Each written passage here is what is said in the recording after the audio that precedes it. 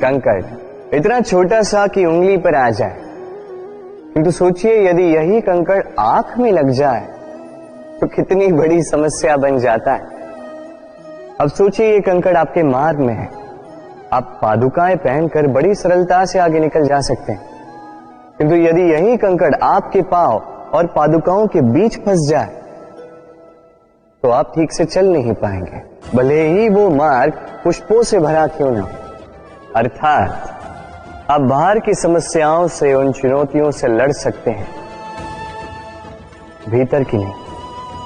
भीतर की समस्याओं से लड़ना अत्यंत कठिन होता है, इसलिए सर्वप्रथम आप भीतर से शक्तिशाली हो जाइए, भीतर से पूर्ण हो जाइए, फिर आप इस संसार के समस्त समस्याओं और चुनौतियों से लड़ सकते हैं, आप विजयी हो सकते हैं। राधे राधे। प्रेम, ये प्रेम इस संसार में किसे नहीं भाता, हर किसी ने प्रेम का अनुभव किया ही, हर कोई जानता है ये प्रेम कितना सुंदर है, क्यों ना? ये प्रेम भाव इस संसार में सबसे शक्तिशाली भाव। अब हर शक्ति के साथ आते हैं कुछ उत्तरदायित्व। अब जैसे ही ये उत्तरदायित्व हमारे जीवन में आते हैं, हम सर्वप्रथम प्रेम को भूल जाते हैं, फिर हमें ये प्रेम ये बोझ लगने लगता है। किंतु इस संसार का सत्य तो यही, हर प्रसन्नता के साथ उत्तरदायित्व आएंगे जिसका पालन हमें करना ही होगा। अब यदि मैं आपको उदाहरण दूं,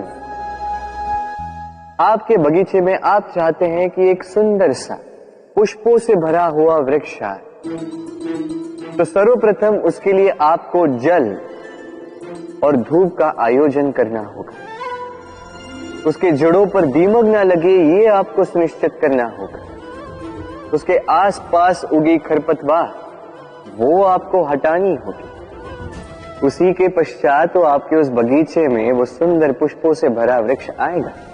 क्यों? इसी प्रकार होता है प्रेम भी। सर्वप्रथम आपको इसमें समर्पण का खाद जल डालना होगा, अविश्वास और संदेह इसकी खरपतवार आपको हटानी होगी, और विश्वास की ये जड़ें कभी ना दुर्बल पड़े ये आपको सुनिश्चित करना होगा। उसी के पश्चात प्रेम का वास्तविक सुख आप अनुभव कर पाएंगे। राधे राधे। प्रेम, प्रेम क्या है सभी जानते हैं। सामान्य रूप से ये प्रेम आकर्षण से प्रारंभ होता है और इसमें कुछ भी बुरा नहीं है। महत्वपूर्ण बात यह है कि इस प्रेम का लक्ष्य क्या है, जिससे आपने प्रेम किया उसे पा लेना या ना पाने के कारण स्वयं को विचलित कर इस संसार से मुख मोड़ लेना। यदि कोई इन दोनों विकल्पों में से कोई एक चुनता है तो आपको बता दो, ये दोनों ही प्रेम का अंत है। प्रेम का असली अर्थ है समर्पण, संपूर्ण निस्वार्थ समर्पण। ऐसा प्रेम जिसमें जिनसे आपने प्रेम किया उसको पाने की प्रसन्नता आपका लक्ष्य नहीं, जिनसे आपने प्रेम किया उसे प्रसन्न करना आपका लक्ष्य हो। ये प्रेम ईश्वर है, किंतु यदि इस प्रेम में पूर्णतः समर्पित नहीं होंगे तो इस प्रेम में एक आकार नहीं हो पाओगे। किंतु यदि इस प्रेम में स्वयं को पूर्णतः समर्पित कर दिया तो समझो इसी प्रेम में आप ईश्वर पाओगे। राधे राधे। सम्मान, संबंध दोनों एक दूसरे के साथ ऐसे जुड़े हैं जैसे दीपक और बाती, ना कोई कम है ना कोई अधिक। दोनों का अधिकार समान होना चाहिए, जैसे पति पत्नी का संबंध। अब इसमें पति का अर्थ स्वामी नहीं, साथी।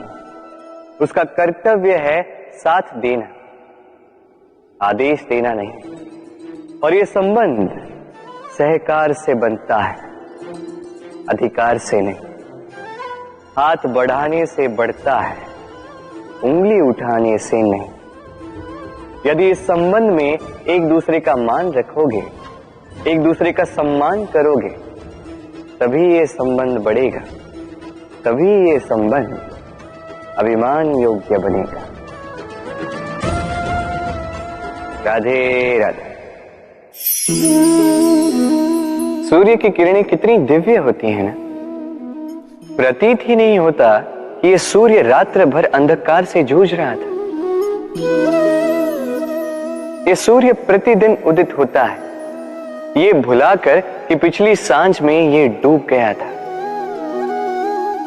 फिर से उदित होता है, सारे संसार को प्रकाश देता है। यही अंतर है हम में और सूर्य में। सूर्य बीती को बिसार कर आगे बढ़ता है। हम प्रतिदिन भोर में उठते हैं, वही पुरानी बातों को साथ लेकर चलते हैं, उसी कड़वाहट में स्वयं को लपेट लेते हैं।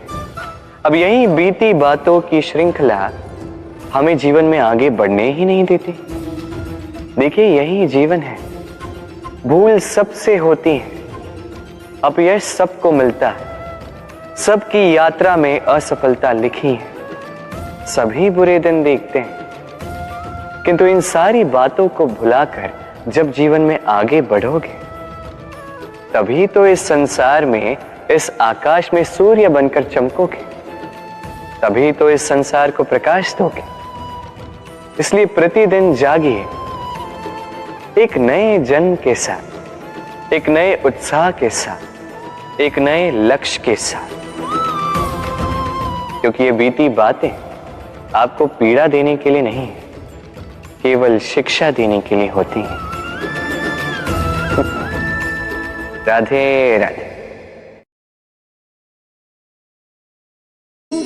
नवरात्रि का पर्व आरंभ हो चुका है और ये पर्व अत्यंत भव्य है, क्योंकि ये पर्व जगत माता से जुड़ा है। मां कितना छोटा सा शब्द है, किंतु ठीक से देखो तो समस्त संसार इसी शब्द में समा है। मां जो अपनी संतान के लिए हर संभव प्रयास करती है, कुछ भी करने के लिए सज्ज रहती है। मां जिसका सबसे बड़ा गुण निश्चलता, मन में ना कोई पूर्वाग्रह, ना कोई भेदभाव, ना कोई छल कपट, और इतनी भोली होती है। संतान भले ही झूठा रो दे, मां को लगता है कि कदाचित वास्तव में भूख लगी होगी। मां चाहे जन्म देने वाली हो, चाहे पालने वाली, स्वर्ग, ये स्वर्ग हमें मां के चरणों के नीचे ही प्राप्त होता है। इसी मां को हमारा शत शत प्रणाम। राधे। सहनशीलता मां का दूसरा सबसे बड़ा गुण। कहते हैं कि धरती से अधिक सहनशील और कोई नहीं। उसे खोदने के पश्चात भी धरती हमें फसल देती है, किंतु मां, ये मां धरती से कम सहनशील नहीं। तनिक सोचिए, 9 माह तक संतान को अपनी कोख में रखना, क्या ये सहनशीलता कोई पुरुष दिखा सकता? क्या ये सहनशीलता कोई पिता दिखा सकता है? स्त्री में शील भले, सहनशीलता की परिभाषा उसे मां बनने के पश्चात प्राप्त होती है। स्वयं का अस्तित्व भुलाकर संतान का अस्तित्व बनाती है। शिशु की लात खाकर भी आनंद से उसे दूध पिलाती है। ये होती है मां, और इसी मां जननी को हमारा शत शत प्रणाम। राधे राधे। मां का एक और सबसे महान गुण स्वयं को ढालने की अद्भुत शक्ति। जिस प्रकार एक मां स्वयं को ढाल सकती है और कोई नहीं कर सकता। मां एक महानदी की भांति है जिसकी ऊर्जा असीमित है किंतु अहंकार बिल्कुल नहीं। जिस प्रकार एक नदी ढलान के अनुरूप मुड़ जाती है, उसी प्रकार एक मां अपने संतान के अनुरूप ढल जाती है, चाहे जैसी भी परिस्थिति हो। उसके सोने के समय के अनुरूप स्वयं का सोना, उसके जागने के समय के अनुरूप स्वयं का जगना। संतान की इच्छा का भोजन वो स्वयं का मनपसंद भोजन बना लेती। ये मां का आंचल ही तो है जो धूप में छाप बनकर आता है, जो शीत में कंबल बनकर आता है। मां ऐसी होती है कि संतान की निद्रा ना टूटे, इसलिए एक करवट सोने का अभ्यास कर लेती और इतना स्वयं को केवल वही ढाल सकती है जो संतान की ढाल बन सकती। इसी मां को हमारा शत शत नमन। राधे राधे। मां के दो और सबसे महान गुण, साहस और संबल।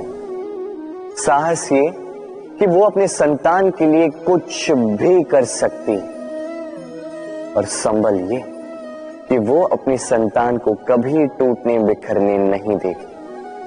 तनिक सोचिए, जब भी आपको चोट लगती है, चीख से पूर्व मां का नाम मुख में क्यों आता है? तनिक सोचिए, जब आपको बल की आवश्यकता होती है, साहस की आवश्यकता होती है, आगे आप अपना मार्ग देख रहे हैं जो अत्यंत कठिन प्रतीत हो रहा है, तब मुख से मां की ही शपथ क्यों निकलती? क्योंकि मां ही है जो हमें साहस देती है, मां ही है जो हमें सहारा देती है। मां जानती है कैसे हमारी उंगली पकड़ के हमें चलना सिखाना है। मां ये भी जानती है कि कैसे कान पकड़ के हमें उचित मार्ग पर लाना है। इसी साहसी मां को हमारा शत शत नमन। राधे राधे। कभी आपने सुना है हिरणी सिंह से बचने के स्थान पर उससे जाके लड़ पड़ी? हिरणी ने सिंह पर आक्रमण कर दिया।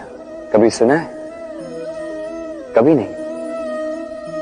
किंतु ऐसा हो सकता है, ऐसा होता भी है, और ये होता तब है जब हिरणी के शावक संकट में हो। जब उन्हें सिंह से प्राणों का संकट हो, तब हिरणी भी आके सिंह से लड़ पड़ती है, उससे भिड़ पड़ती है, क्योंकि वो मां है और मां अपनी संतान के लिए कुछ भी कर सकती है। ये ममता है, ये जितनी कोमल हो सकती है उतनी ही कठोर भी हो सकती है, और अपनी संतान के हित के लिए वो क्रोध की पराकाष्ठा पार करते हुए अपनी संतान की सुरक्षा करके ही रहेगी। और इसीलिए तो मां संतान के जीवन की सबसे बड़ी ढाल कहलाती। इसी मां को हमारा शत शत नमन।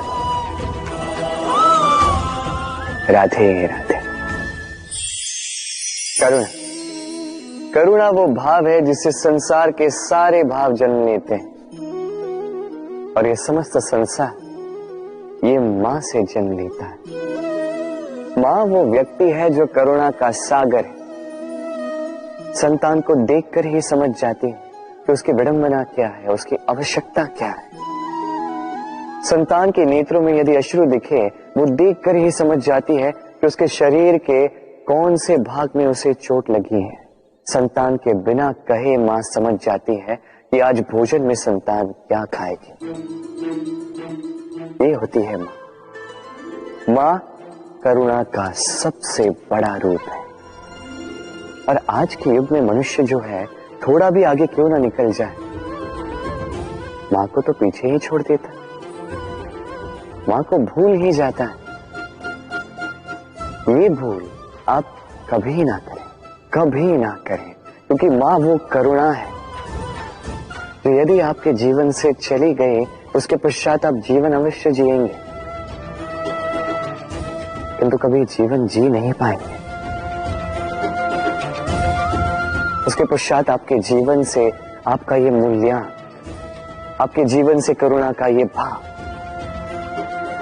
ये भी आप खो दोगे। आपकी मां सबसे अधिक महत्वपूर्ण है। यदि मां को खो दिया तो समझ लीजिए सब कुछ खो दिया। इसलिए मां को सदैव स्मरण रखिए, सदैव उसे प्रेम दीजिए और मेरे साथ कहें राधे राधे। आज विजयदशमी, वो दिन है जब श्री राम ने रावण का वध किया। वो दिन है जब श्री राम ने लंका पर विजय प्राप्त की। लोग कहते हैं कि यह अच्छाई की बुराई पर विजय का प्रतीक है। इसे देखने का एक और रूप भी है।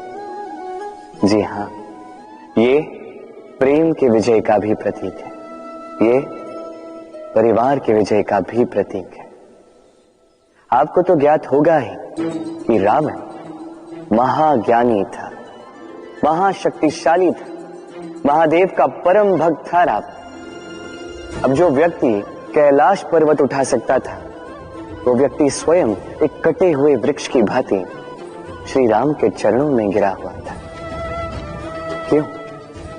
क्योंकि राम के साथ लक्ष्मण था, वही रावण के साथ विभीषण भी नहीं था। एक और परिवार में बढ़ता प्रेम था, तो दूसरी ओर परिवार में बढ़ती दरार। स्मरण रखिए, यदि संसार पर विजय प्राप्त करनी है तो सर्वप्रथम परिवार में प्रेम बनाए रखना होगा। परिवार में केवल प्रेम बढ़ाइए, द्वेष कभी नहीं। आप सदैव सुखी रहें और जीवन की हर बाधा पर आप विजय प्राप्त करें। राधे राधे। देखिए, कल जो आने वाला है उसके लिए आज को व्यर्थ करना अनुचित है। हमें इस प्रकृति से यही सोच, यही सीख पानी चाहिए। आज का ये क्षण, ये कल नहीं आएगा, और कल जो क्षण आने वाला है वो आज को किसी भी प्रकार से प्रभावित नहीं करता। बस इसी सीख को ध्यान में रखते हुए आप सभी निश्चिंत रहिए। जीवन क्या है ये जीवन? हम जन्म लेते हैं, बड़े होते हैं, हमारे माँ बाप हमें पालते हैं, फिर उनके धन से हमारा बालपन बीतता, फिर हम बड़े होते हैं, हम विवाह कर लेते हैं, हमारी संतानें होती, हम उनको पालते हैं, फिर हम वृद्ध हो जाते हैं और एक दिन इस संसार से चले जाते हैं। क्या यही जीवन है? आता होगा ये प्रश्न मन में कई बार, है ना? अब तनिक जल की यात्रा देखिए। सागर से भाप बनकर उठता है, मेघ बनकर बरसता है, फिर नदी बनकर पुनः सागर में समावेश करता है। तो कभी ये प्रश्न नहीं करता कि उसका जीवन क्या है, उसका उद्देश्य क्या है। हर भाव जीता है और दूसरों के लिए जितना बन सके देता जाता। जब सागर में होता है तो असंख्य जल जीवों को जीवन देता है। जब सागर से भाप बनकर मेघ बनता है तो किसानों को आशा देता है कि फसल पुनः उपजेगी। जब वर्षा बनकर बरसता है तो इस सूखी प्यासी धरा को सींचता है। और जब नदी में होता है तो किनारों पर वनस्पतियों को जन्म देता है। तो सोचिए, क्या जल कभी ये सोचता होगा कि उसका जीवन क्या है, उसके जीवन का उद्देश्य क्या है? नहीं, वो बस अपना धर्म करता जाता और जितना हो सके सबको आनंद देता जाता। इसलिए जीवन में कभी ये प्रश्न मत कीजिएगा कि ये जीवन क्या है, इस जीवन का उद्देश्य क्या है। बस इस जीवन को जिए और जितना हो सके उतना सबको आनंद दे। मन प्रसन्न होकर बोलेगा राधे राधे। कभी वर्षा के कारण बने कीचड़ से होकर आप अपने घर गए? पादुका पहनने के कारण आप उस कीचड़ से तो बच जाते, किंतु इन पादुकाओं द्वारा उड़ने वाली कीचड़ की बूंदें आपके वस्त्रों को मैला कर ही देती। किंतु फिर भी उन बूंदों से आपके वस्त्र मैले हो जाएंगे, इस कारण से आप पादुका पहनना तो नहीं छोड़ते। इसी प्रकार जीवन में कुछ ऐसे लोग भी आते हैं पादुका की भांति, जो आपको कीचड़ से तो बचा लेते हैं, किंतु वस्त्र रूपी आपके मन पर शंका के दाग लगा ही जाते हैं। इन लोगों के कारण से मन को खिन्न करने की आवश्यकता नहीं। आवश्यक है ये सोचना कि आपको आपके पांव कीचड़ से बचाने या आपके वस्त्र। जीवन में गंभीर होना अच्छी बात है, किंतु हर बात को यदि गंभीरता से लेने लगोगे तो जीवन का आनंद समाप्त हो जाएगा। ये संसार अनित्य है, यहां पे ऐसा कुछ भी नहीं जो सदा के लिए जीवित रहेगा। तो जब तक ये जीवन है, संतोष और आनंद से जी। स्वयं पर छिटकने वाले कीचड़ पर ध्यान ना दें, बस आनंद बांटते रहें। मन प्रसन्न होकर बोले, राधे राधे। व्यक्ति को जब अपने प्रेम को खो देने का भय होता है, तो वो अपने प्रेम को इतने कस के पकड़ कर रखता है कि प्रेम को ही पीड़ा होने लगती है। प्रेम पा तो लेता है, किंतु उसे कैसे सहेजना है ये जब उसे नहीं समझ आता, तब वो उस प्रेम पर स्वामित्व पाने का प्रयास करता है, और यहीं जन्म लेती है असुरक्षा की ये भावना, ईर्ष्या। जब एक लंबे वियोग के पश्चात दो प्रेमी एक दूसरे से पुनः मिलते हैं, तो सबसे पहला भाव जो उनके मन में आता है वो ये कि कैसे एक क्षण के लिए भी अपने प्रेमी को स्वयं से दूर न जाने दो, कैसे अपने जीवन का एक एक क्षण अपने प्रेमी के साथ बिता। प्रयास ये रहता है दाऊ, इन दो प्रेमियों के मध्य में कोई भी ना आ पाए, और जब ये नहीं हो पाता तब जागती है ईर्ष्या। परीक्षा एक ऐसी व्यवस्था जिससे मुझे, आपको, सबको कहीं ना कहीं दो चार होना ही पड़ता है। स्मरण कीजिए अपना बालपन। आप परीक्षा देने बैठे हैं। अब कुछ बालक ऐसे होते हैं जो वर्ष भर परिश्रम करते हैं, पढ़ते हैं, मन से परीक्षा देते हैं। कुछ बालक ऐसे होते हैं जो अपने आसपास बैठे बालकों की नकल करते हैं और परीक्षा में उत्तीर्ण भी हो जाते हैं। बुरा लगता है ये सोचकर कि कोई बिना किसी परिश्रम के परीक्षा में उत्तीर्ण कैसे हो सकता है। किंतु स्मरण रखिएगा, जो नकल करते हैं वो परीक्षा में उत्तीर्ण हो सकते हैं, सफल नहीं, क्योंकि वो नकल करते हैं बिना प्रश्न को समझे, बिना उत्तर का तरीका निकाले। यही हमारे साथ भी होता है। हम हमारे जीवन में दूसरों को देखते हैं, उनकी नकल करते हैं, उनकी भांति बनने का प्रयास करते हैं, किंतु ना हमारे जीवन में सफलता आती है, ना आनंद आता है। क्यों? क्योंकि हम एक विशेष बात भूल जाते हैं कि प्रत्येक मनुष्य का व्यक्तित्व भिन्न होता है। आप दूसरों की नकल करके अपना जीवन व्यतीत कर सकते हैं, किंतु यदि अपने जीवन में सफलता लानी, यदि अपने जीवन में आनंद लाना है, तो स्मरण रखिए, स्वयं के प्रश्नों का उत्तर जीवन में स्वयं को ही खोजना होगा। राधे राधे।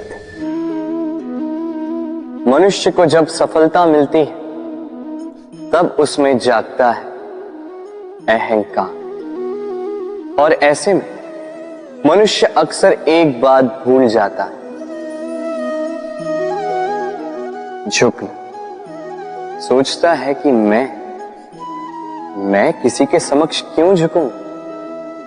और ऐसा इसलिए होता है क्योंकि मनुष्य एक महत्वपूर्ण बात भूल जाता है कि इस संसार में, इस जीवन में उसने जो भी प्राप्त किया है, झुककर प्राप्त किया। बालपन में चलना सीखा तो इस धरा पर झुककर, गिरकर। बड़ों का आशीष लिया तो झुककर। किसान को फसल काटने के लिए झुकना पड़ता, कुएं से पानी निकालने के लिए पात्र को झुकना पड़ता है। भगवान से आशीर्वाद प्राप्त करने के लिए उनके समक्ष झुकना पड़ता है। आंधियों में वृक्ष सुरक्षित कैसे रहते? झुककर। सम्मान कैसे पाया जाता है? झुककर। किसी के समक्ष झुकने का अर्थ स्वयं का आत्मसम्मान खो देना नहीं होता। उसका अर्थ होता है विनम्रता। हम मनुष्य हैं और इस आकाश की ऊंचाइयों तक पहुंचने के लिए हमें किसी पक्षी की भांति पंखों की आवश्यकता नहीं। बस जितना झुकेंगे उतना ही ऊपर उठेंगे। राधे राधे। आप इस संसार में ऐसे कई लोगों को जानते होंगे जिन्हें आप स्वार्थी मानते हैं, जो आवश्यकता पड़ने पर ही आपको स्मरण करते हैं, अन्यथा वर्षों तक कहीं दिखाई भी नहीं देते। किंतु जैसे ही उनकी आपके सहायता की आवश्यकता पड़ती है, हाथ जोड़कर आपके सामने सज्ज रहते। बड़ा क्रोध आता है ना इनको, मन खिन्न हो जाता, मन से ये स्वर निकलता है कि इस व्यक्ति की सहायता ना करें। किंतु ऐसा कभी मत कीजिए। आप सोचेंगे क्यों कह रहा हूं मैं ऐसा? स्मरण रखिएगा, दीपक का स्मरण व्यक्ति केवल तभी करता है जब अंधकार गहरा हो जाता है। उसे स्वार्थी मानकर स्वयं व्याकुल ना हो, स्वयं को दीपक मानकर आनंदित हो। भाग्यवान समझिए खुद को कि किसी को आवश्यकता पड़ने पर आपकी याद आए कि आप इस संसार में किसी की सहायता करने योग्य हैं।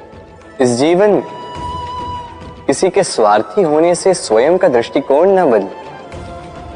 बस ये दृष्टि रखिए, स्वयं के परम